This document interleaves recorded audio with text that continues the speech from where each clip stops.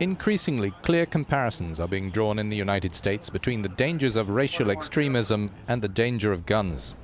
As the country mourned the Charleston church shooting victims, President Obama spoke about race but also about weapons. He cited 2013, when 11,000 people were killed with guns in the U.S.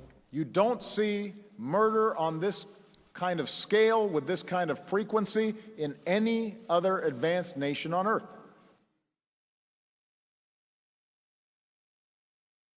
Every country has violent, hateful, or mentally unstable people. What's different is not every country is awash with easily accessible guns. It was the 15th time this president spoke in the wake of a mass murder with firearms. In July 2012, a 24-year-old PhD student in neuroscience killed 12 people and wounded 70 at a cinema in Aurora, Colorado.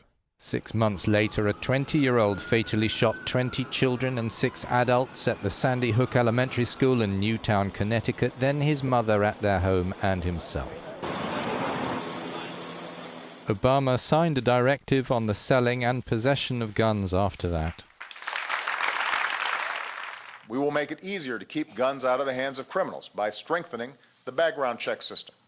We will make sure mental health professionals know their options for reporting threats of violence, even as we acknowledge that someone with a mental illness is far more likely to be a victim of violent crime than the perpetrator.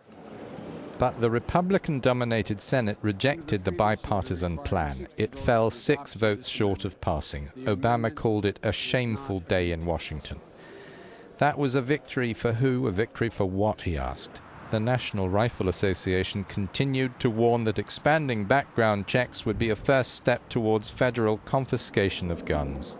Some 40% of the guns sold in the US are sold with no background checks. The country has the highest level of gun ownership in the world, 88.8 per 100 people. And the 2013 gun fatality death toll was far more than 3 times the death toll of 9/11.